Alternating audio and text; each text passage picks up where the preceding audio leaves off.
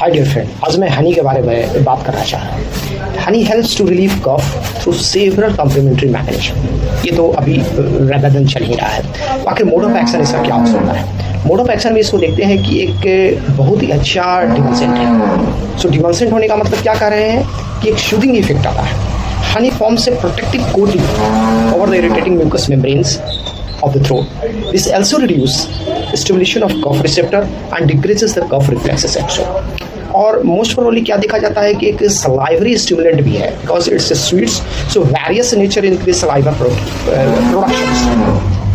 It also keeps the throat moist and reducing the dryness, irritation that can triggers the cough. तो उसको एक irritation के लिए dryness देता है, that reduce the dryness. वो वहाँ पे क्या करते हैं कि एक moist बनाता है.